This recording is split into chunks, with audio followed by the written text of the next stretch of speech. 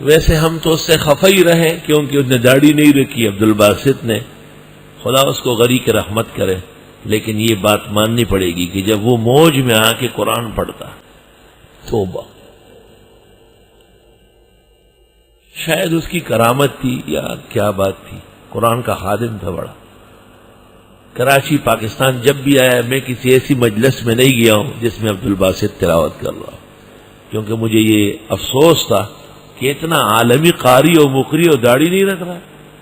داڑھی تو اہمات و مہمات مسائل میں سے ہے، لیکن ایک دفعہ میں حرم شریف میں تھا اور یہ عمرہ کرنے آیا تھا۔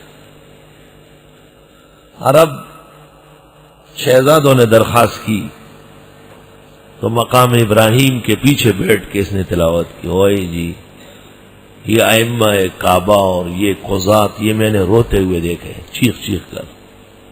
میرا خیال ہے کہ یہ اس کی آخری تلاوت ہے پوری دنیا میں، آخری، کیونکہ اس کے جیسے میں یہاں پہنچ گیا تو اخبار میں موت کی خبر تھی، اور شاید اس کو بھی کچھ نظر آ گیا تھا کہ بس یہ میرا آخری سفر ہے حرمین کا۔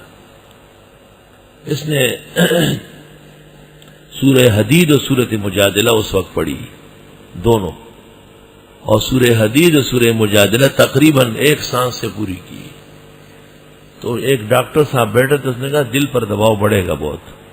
میں نے کہا یہ قرآن کا خادم ہے، اس کے ساتھ تیرا کیا کام ہے؟ لیکن بارہ انسان جب بوڑھا ہو اور وقت گزر جائے اور ایمان کا جوش و خروش تو بڑھتا ہے جیسے جیسے وقت آخرت کا آتا ہے۔ اس دن میں نے بھی محسوس کیا کہ اس شخص نے جو زندگی قرآن میں گزاری ہے یہ اس کی کرامت ہے۔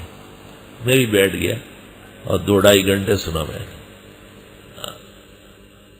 3 گھنٹے تلاوت جاری ہے۔